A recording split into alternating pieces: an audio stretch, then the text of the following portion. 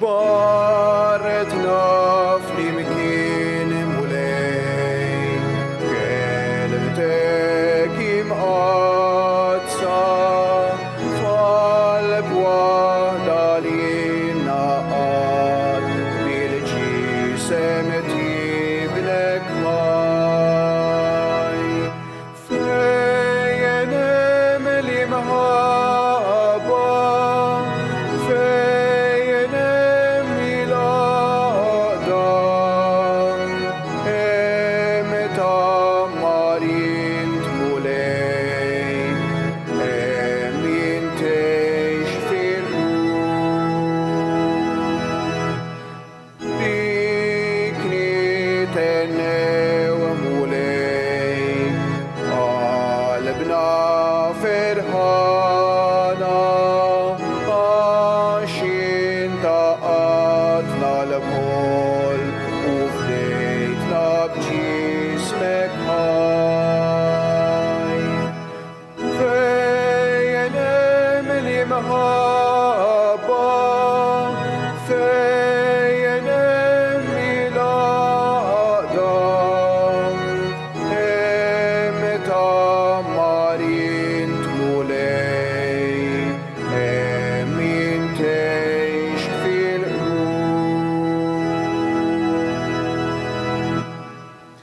Fl-isem tal-Missier u tal-Iben u tal-Ispirtu Santu. Amen. Il-grazzja ta' Sidna Ġesu Kristu, l-imħabba ta' Alla u l-għaqda fl-Ispirtu Santu tkun ma'kom il-koll. Fejn hemm l-imħabba, hemm tammarin tmulej.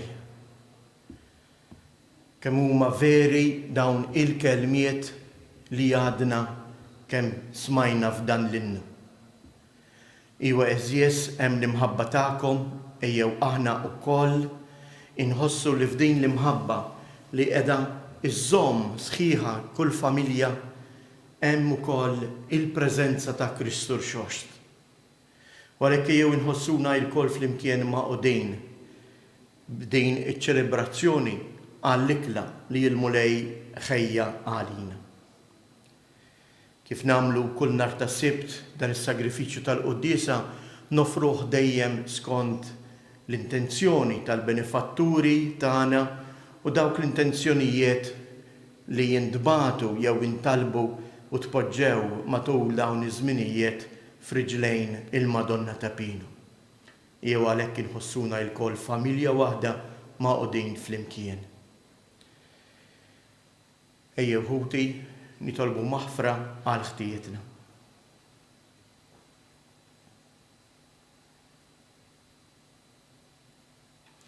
Mulej ħniena, Kristu ħniena, mulej ħniena. Iħenna lina Alla li jista' kollox jaħfrilna dnubietna u jwassalna għal ħajja ta' dejjem. Glorja lill-Alla fil-għoli ta' smewiet u paċi fl-art lill-bnedmin ta' rida tajba. Infaħruk, inberkuk, nadrawk, natuk ġieħ, inroddulek ħajr għal glorja kbira tiegħek. Mulej Alla Sultan tas-sema, Alla Missier li tista' kollox, mulej Iben waħdini Ġesu Kristu, mulej Alla ħarruf t'Alla bin il-Missier. Int li tneħħi dnubiet tad-dinja ħen għalina. Int li tneħħi dnubiet tad-dinja ilqa it-talb tagħna. Inti li qiegħed fuq il-lemin tal-Missier ħen għalina. Għaliex inti waħdek qaddejs, inti waħdek mulej, inti waħdek iloli Ġesu Kristu mal-Ispirtu Santu fil-glorja tal-Missier Alla. Amen. Nitolbu. U Alla, jifraħ dejjem il-poplu tiegħek biż-żgħożija imġedda ta' ruħu biex kif int sebbaħtna u ferraħtna mill-ġdid bil-grazzja tal-adozzjoni, hekk ukoll b'qalbna qawwija fit-tama nistennew il-jum tal-qawmien mill-imwiet. Bibnek Ġesu Kristu Sidina li hu Alla u li miegħek jgħix wisaltan flimkien mal-Ispirtu Santu għal dejjem ta' dejjem. Amen.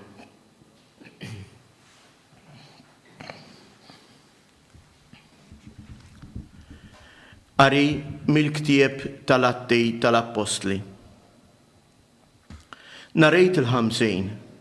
Pietru flimkien mal-11 qam u qal lil-Lud bleħenoli: Nies tal-Ludija u intom il-koll li toqgħodu f'Ġerusalemm, kunu għafu dan u isimgħu sewwa x'se ngħidilkom jien. Ġesu ta' Nażaret kien bniedem li Alla tagħkom prova tiegħu permezz tal-mirakli, l-eġubijiet u s-sinjali li jagħmel bih fostkom, kif intom stess tafu. Lil dan Ġesu Alla telaqulkom fidejkom skont l-erf u l-pjan li fassal minn qabel, u intom neħħejtuh billi sallabtuh permezz ta' nies ħażiena. Imma Alla għajmu mill-imwiet billi ħall l-irbit tal-mewt għaliex ma setax ikun li l-mewt iżommu taħt is-seta tagħha. Għax David jgħid fuqu: Żammejt lil mulej dejjem qudiemi, għax hu fuq il-lemin tiegħu biex qatt ma nitħarrek. Għalhekk ferħet qalbi u imtela bilena il-sieni u ġismi wkoll jistrieħ fit-tama, għax int ma titlaqx fl-imwiet lir-ruħi, ma tħallix il-qaddejs tiegħek jara t-taħsir. Int għarraftni t-triq tal-ħajja, timlini bil-ferħ meta nkun quddiemek. Ħuti, ħalluni ngħidilkom kif inħossa fuq il-Patriarka David. U miet u kien mitfun u l-qabar tiegħu għadu magħna sal-lum stess.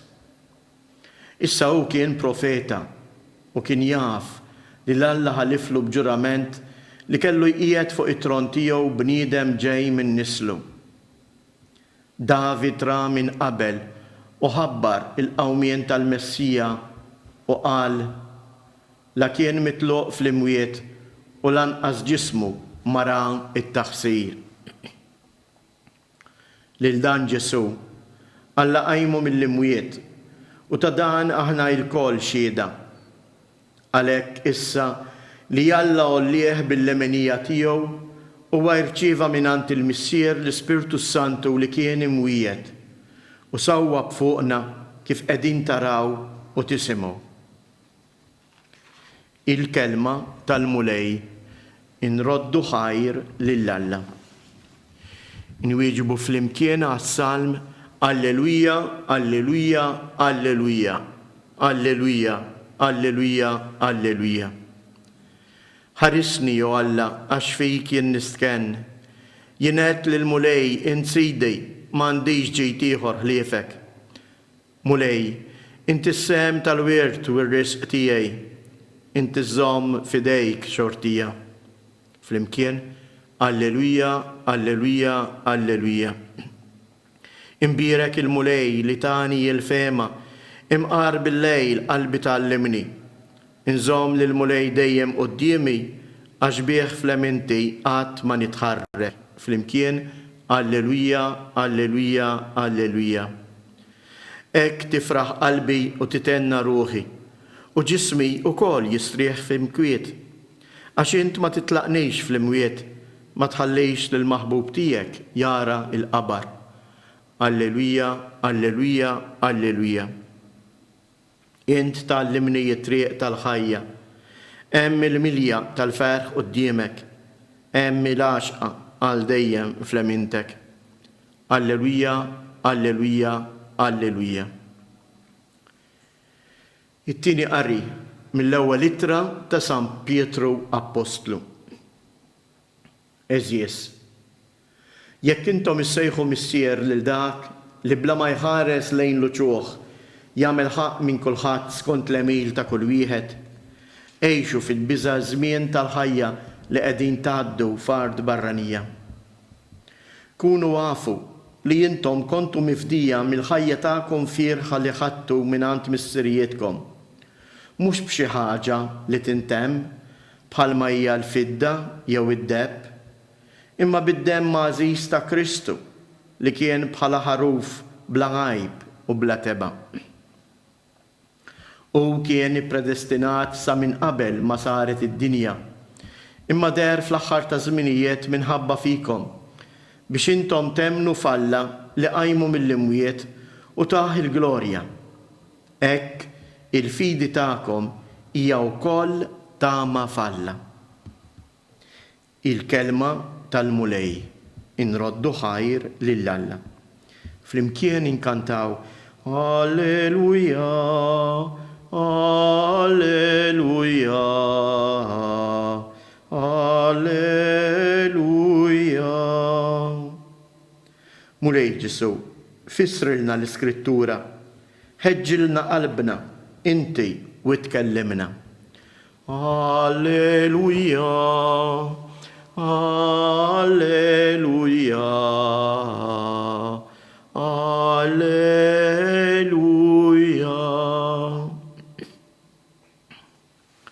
Il-mulej ma'kom. Qari mill-Evanġelju skont San Luqa.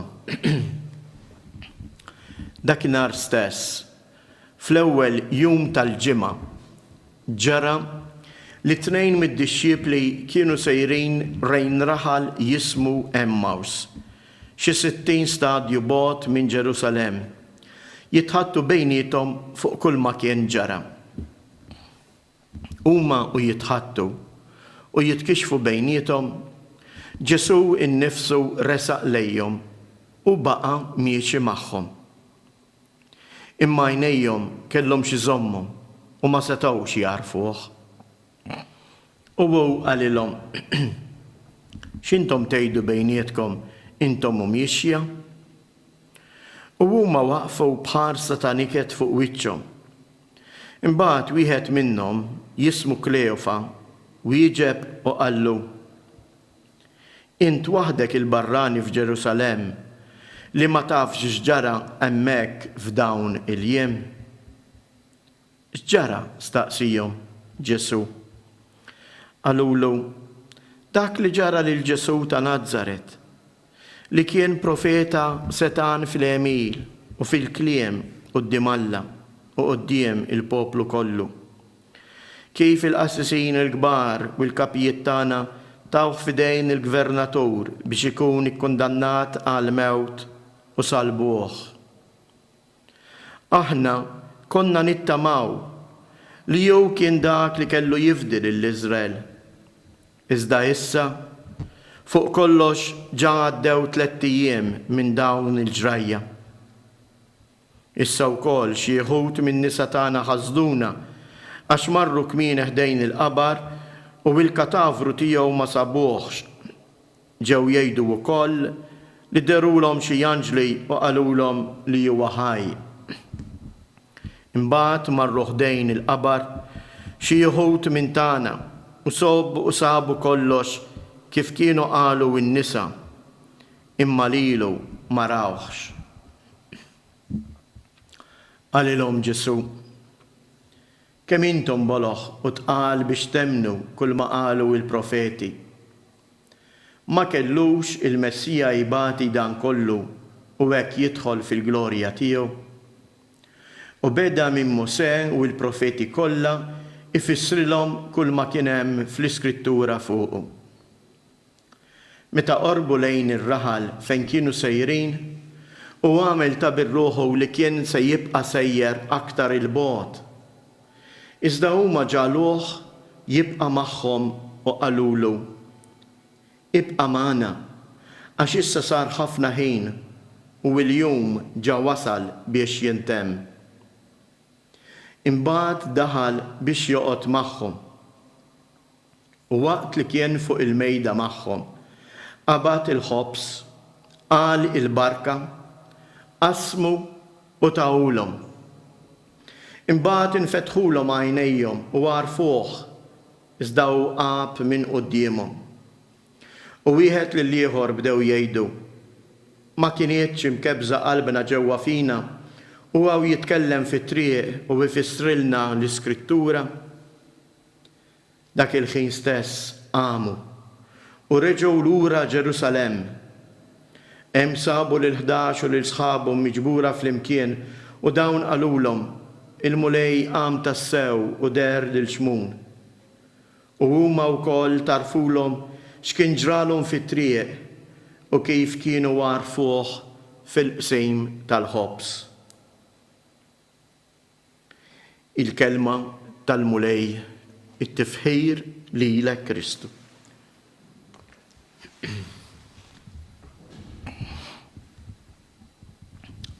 Eżies telespettaturi,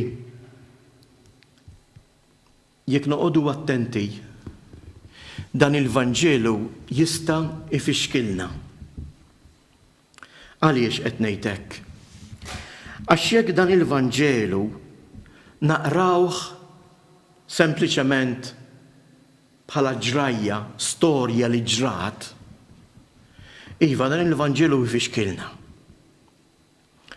Imma biex nifmu dan il-Vanġelu, irridu nintabħu li din mhijiex l-istorja il-ġrajja ta' żewġ dixxiepli, imma hija il-ħajja tiegħi u tiegħek illum.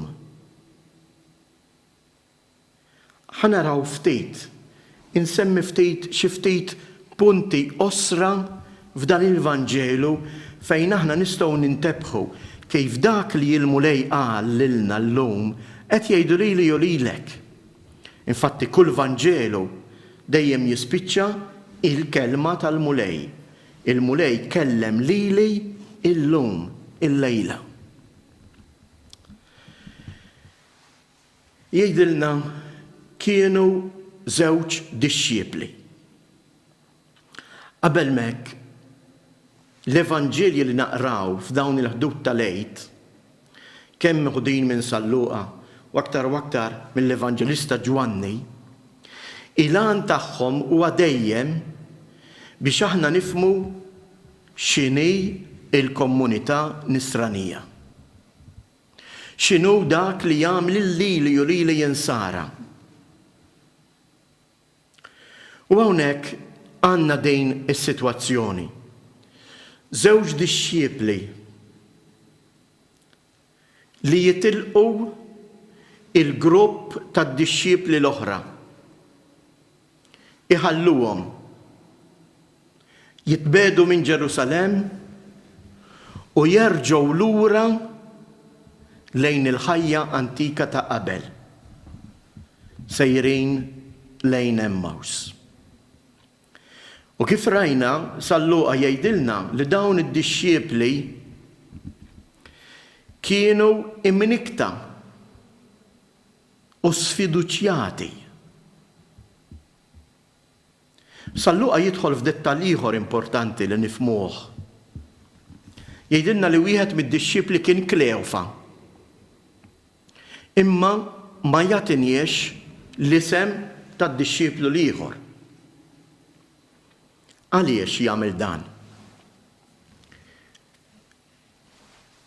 L-istudjużi tal-Iskrittura llum jgħallmuna u bir-raġun li hemm żewġ punti li tajjeb inżommuhom qudiemna.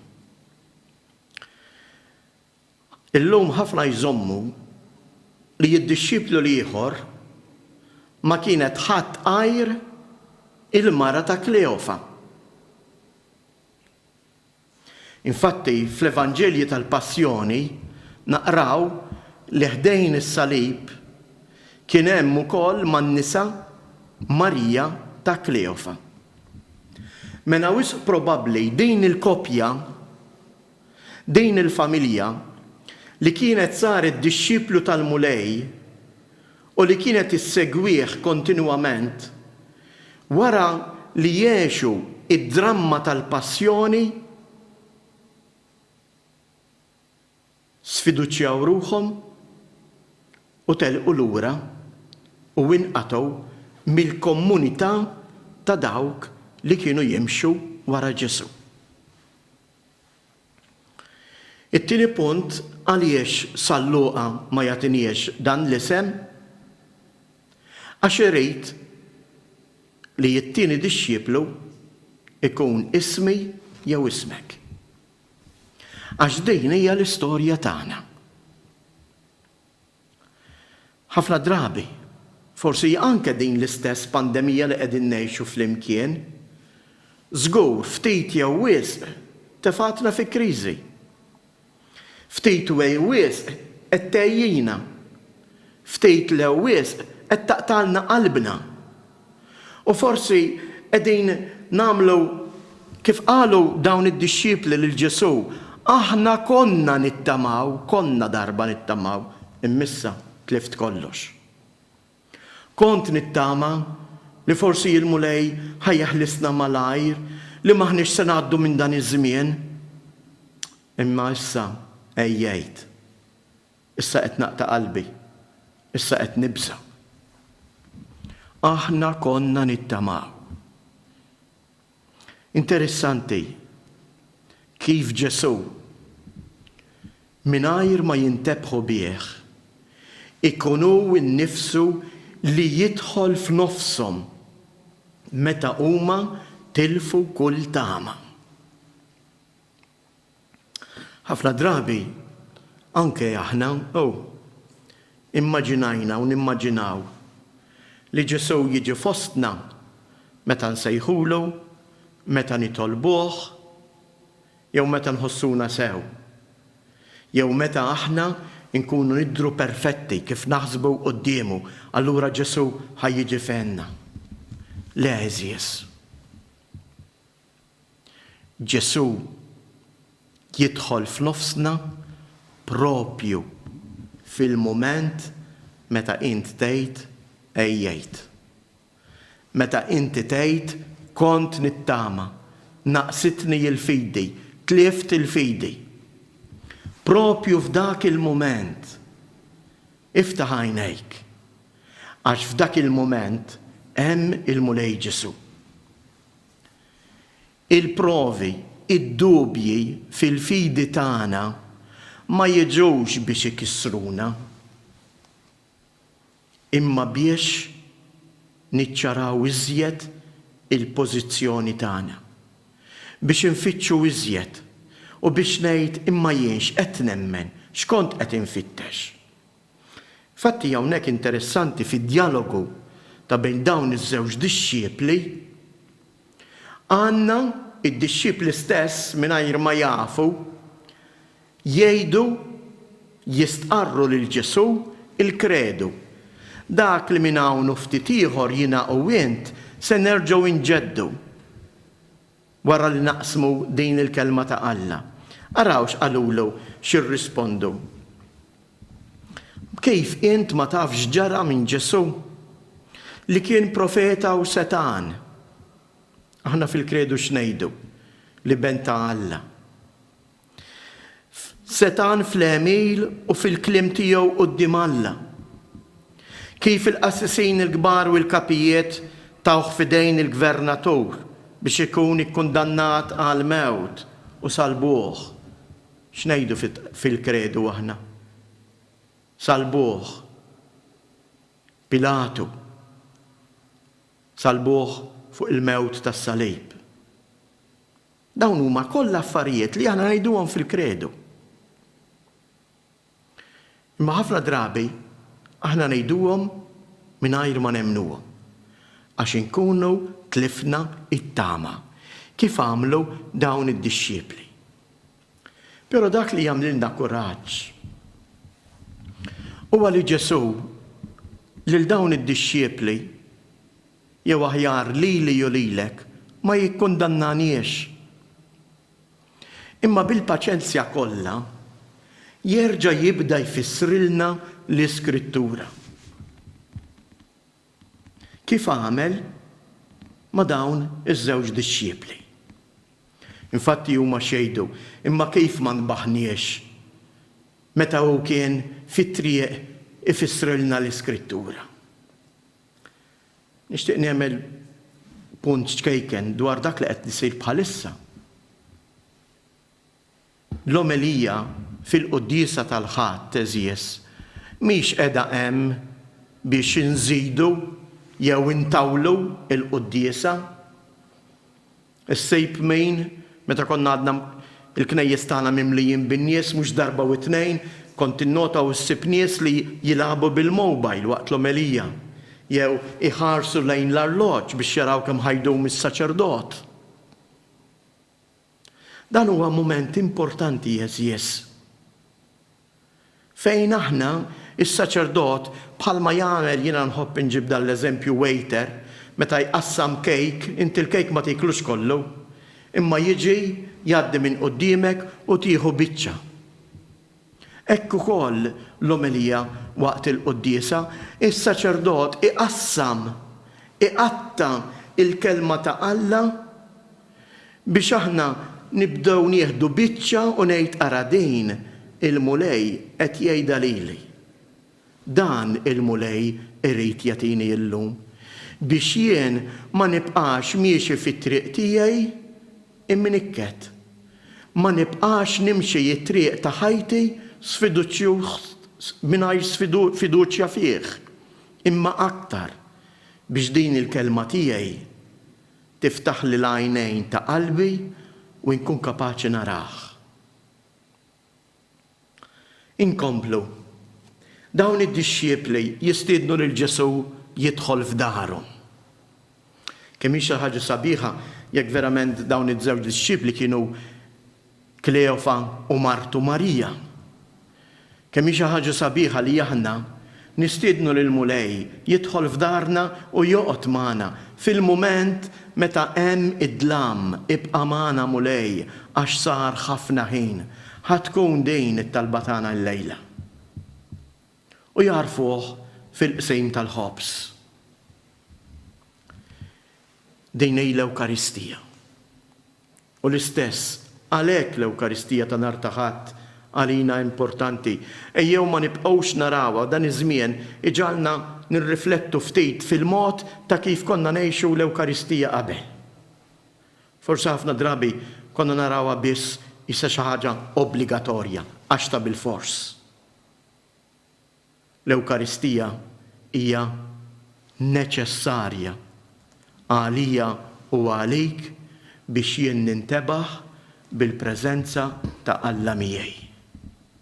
Biex jien ma nibqax inkun bniedem insodisfatt, bniedem li tlift kull tama.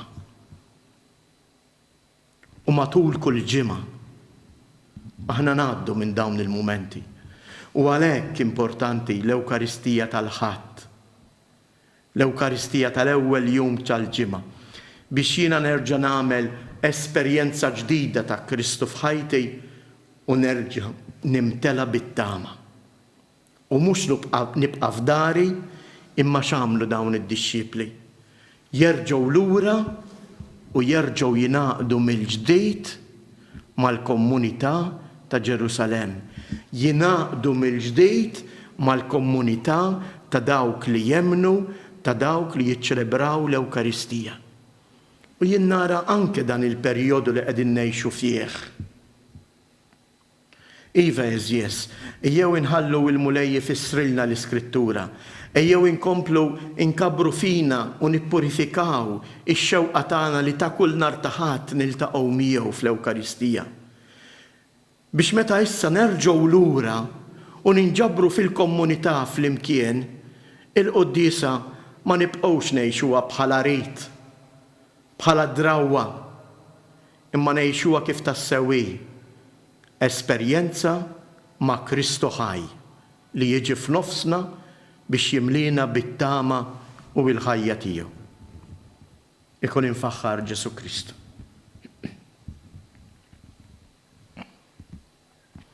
Jeħuti eżies nistqarru aħna wkoll il-fidi tagħna u ngħidu flimkien. Jiena nemmen f'Alla wieħed il-Missier li jista' kollox, li ħalaq mis-sema u l-art, dak kollu li jidher u dak li ma jidirx. U f'mulej wieħed Ġesu Kristu iben l-waħdini ta' Alla, imnissel mill-Missier qabel kull żmien. Alla min Alla, dawl min dawl, Alla veru min Alla veru. Imnissel mhux magħmul natura waħda mal-Missier u bih sar kollox. Niżel mismewwiet għalina l-bnedmin u għal-fidwa tagħna u ħal ġisem bis-seta tal-Ispirtu Santu minn Marja Verġni u sar bniedem. Salbuh għalina bata taħt Ponzu Pilatu miet u difnuh u fit-tielet jum qam minn bejn imwiet skont il-kodba mqazza. U tela s-sema u qiegħed fuq il-lemin tal-missier u għandu jerġa' jiġi bil-glorja biex jagħmel ħaq mill-ħajjin u mill-mejtin. U s-saltna tiegħu ma jkollix tmiem. U fl-Ispirtu Santu mulej li jagħti l-ħajja li ġej mill-missier u mill-liben li jum imweġġa fl-imkien mal-missier u mal-liben u li tkellem fahom il-profeti fi knisja waħda qaddisa kattolika apostolika nistqar ma'mudija waħda għal maħfra ta' dnubiet nistenna l-qawma mill-imwiet u l-ħajja ta' żmien li ġej. Amen. Ibqa' magħna mulej, din kienet it-talba tad-dixxipli ta' Emmaus. Hekk illum nixtieq li it-talbiet nagħmluhom b'dan il-mod billi intom stess minn djarkom. Fiskiet nirrepetu sempliċement dawn il-kelmiet tad-dixxipli ta' Emmaus. Għax jiena u int aħna d-dixxipli tiegħu. U għalhekk ejjew mill-familji tagħna llum nitolbuh u ngħidulu mulej, ibqa' magħna fil-mument li aħna qed inħossuna imtaqla. F'dan il-mument li xi drabi qed inħossuna sfiduċjużi jew għajjenejn. Ibqa' magħna mulej għax sar il-ħin u l-lejl wasal fuqna.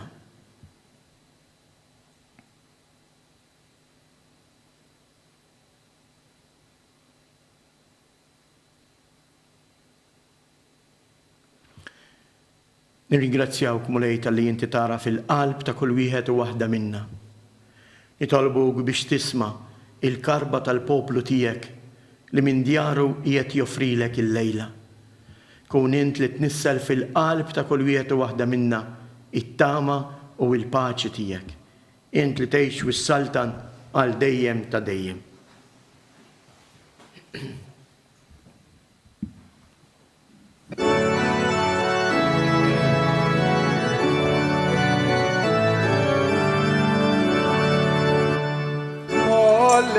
Alleluia, alleluia, alleluia. Alleluia, alleluia, alleluia.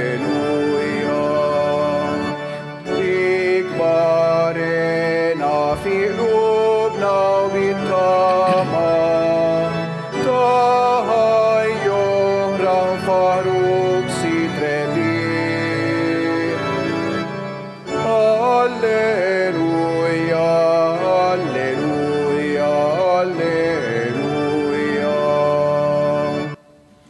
Itolbu ħuti biex dan is-sagrifiċċju tiegħi tagħkom ikun joġob lill-Alla l-Missier li jista' kollox.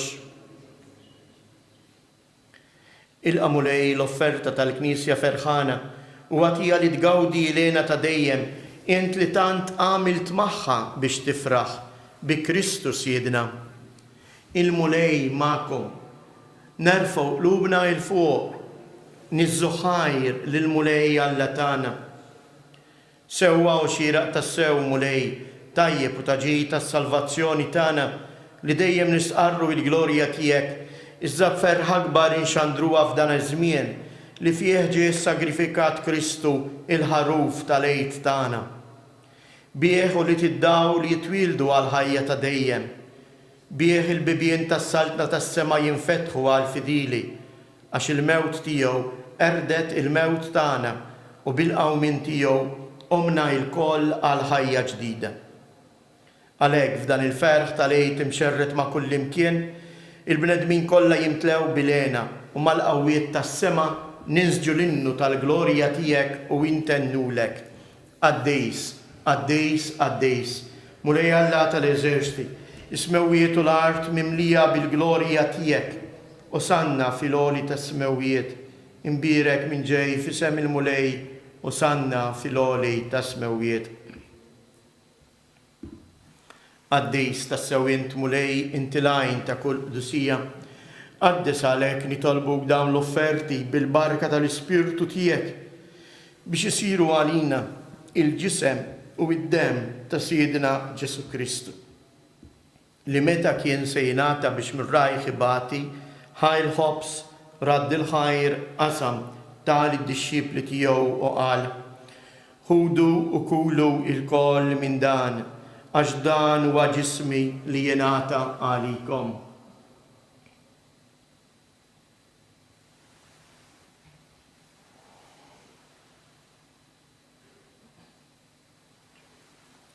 Ekku koll wara li klaħal kalċi jirġarad il-ħajr tal-disċipli tiegħu u qal: Ħudu u ixorbu minnu il-koll, għax dan huwa l-kalċi ta' demmi tal-patt il-ġdejt li jibqa' l dejjem.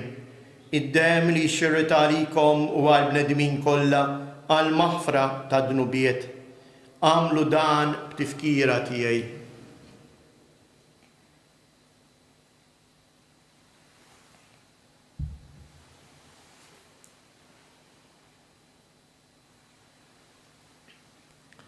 Danu il-misteru tal-fidi.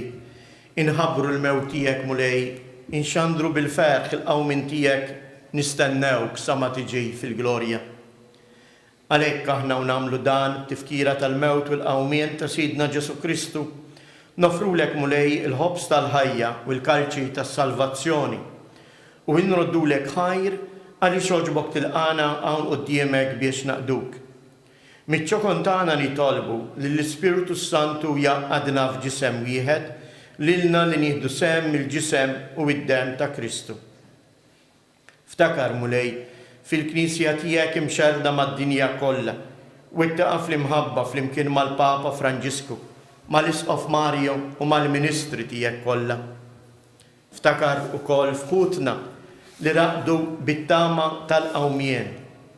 Ftakar fil-mejtin kollha, daħħalhom quddiemek fid-dawl tas-sebħ tiegħek. Ħenna lina l-koll nitolbuk, għati lilna wkoll il-wirt tal-ħajja ta' dejjem flimkien mal-Verġni mqazzhom Malla Marija, mal-Apostli u l-Qaddisin kollha li jgħixu fil-ħbiberija tiegħek sa mill-bidu tad-dinja. Għamil li magħhom infaħruk u nsebħuk b'Ġesu Kristu ibnek. Bi Kristu, ma' Kristu u fi Kristu, jingħata lilek għala missier li tista' kollox flimkien mal-Ispiritu Santu kull ġieħu glorja għal dejjem ta' dejjem. Il-mulejju f'nofsna, il-mulej jipprovdilna dak li hu meħtieġ, il-mulej jibqa' jmantnina bil-ġisem tiegħu bl-Ewkaristija. U għalhekk ejjew nitfgħu ħarsitna u nitolbu lill-missier biex din is-saltna tiegħu tkompli tissaħħaħ fostna u ngħidu: Missierna li inti f'ismewiet jitqaddes ismek, tiġi saltnatek, ikun it-tritjent kif is-sema hekk fl-art. Ħobżna ta' kuljum matina llum, aħfrilna dnubietna bħalma naħfru lil min hu ħati għalina u la ddaħħalniex fit-tiġrib iżda ħlisna mid-deni. Eħlisna u nitolbuk mulej minn kull deni, għatina fit-tieba u l-ħnina tiegħek il-paċi fi żmienna biex inkunu ħielsa dejjem mid-dnub u mħarsa minn kull inkwiet. Aħna u nistennew u nittamaw il-lejna u l-miġja tas-Salvatur tagħna Ġesu Kristu, għax tiegħek hija s-saltna, il-qawwa u l-glorja għal dejjem. Mulej Ġesu Kristu li qed lill-Apostli tiegħek inħallilkom isliem nagħtikom isliem tiegħi la tħares lejn dnubietna. Iżda ħares lejn il-fidi tal-Knisja tiegħek, għatija isliem u laqda li jien trid fija, int li tgħix wis-saltan għal dejjem ta' dejjem. Il-paċi tal-mulej tkun dejjem magħkom. Għatu l-paċi lil xulxin.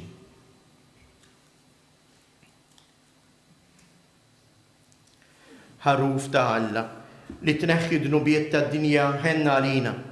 Ħaruf ta' Alla li tneħħi dnubiet tad-dinja ħenna għalina.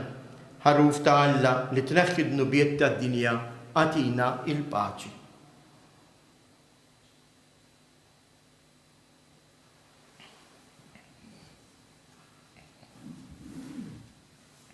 Danu il-ħaruf ta' Alla, danu li jneħħi d-dnubiet tad-dinja, ħen jindawk li huma mistiedna għall-ikla tal-ħaruf. Mulej ma jissoqrix li tidħol taħt is-saf tiegħi, iżda kelma waħda u ruħi tkun infejqa.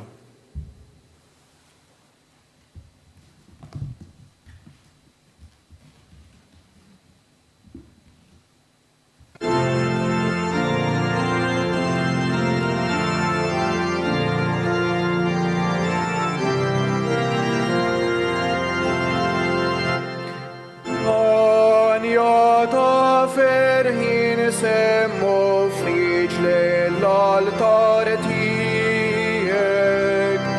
Anja ta' ferħ ta' għadna ħaġa wahda miegħek.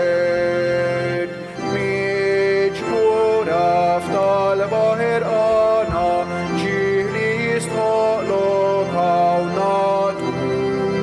Birek il-għadja u it-talba ta' qrub li bobuk. Jew namlu flimkien it-qarbina tax-xewqa.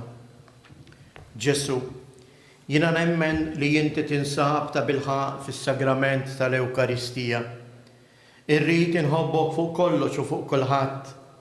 Inti taf li nixtieq nirċevik ġewwa fija, imma ġala darba bħalissa ma nistax nilqek ġewwa fija sagramentalment.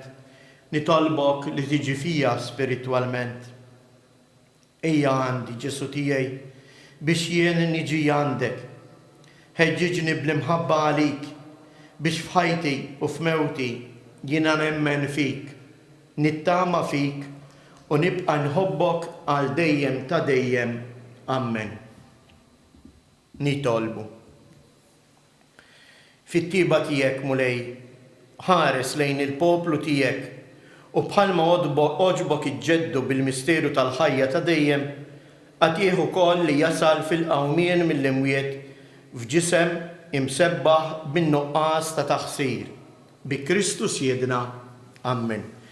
Nixtieq nagħmel avviż importanti, partikolarment biex għada il-għawċin minnu f'saħħtu minn mhux qiegħed jagħmel xi kwarantina, immorru jagħtu id-demm. Hemm bżonn tad-demm. U il-ħażna qiegħda tonqos.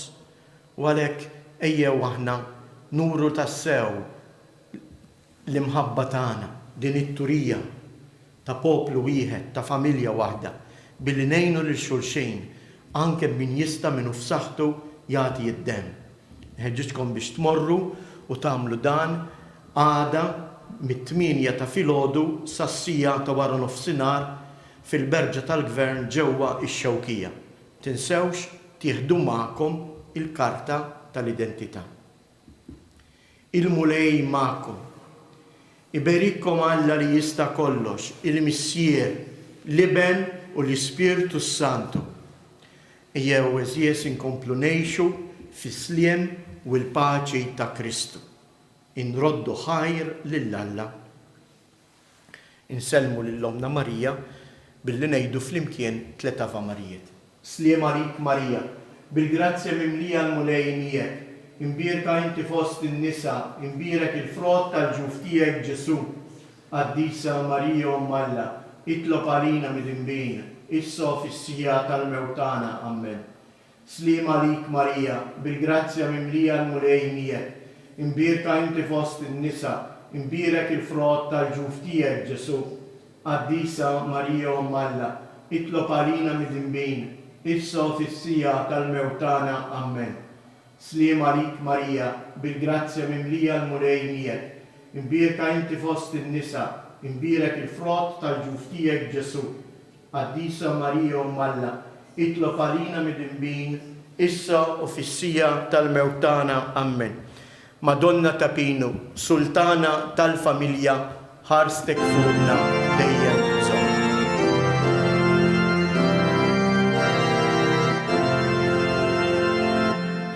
Marija jifraħu tenna, Alleluja, għax dak li inti sħalek tkun ommu. Alleluja, il-mewt reba kif kien ħabbar. Alleluja.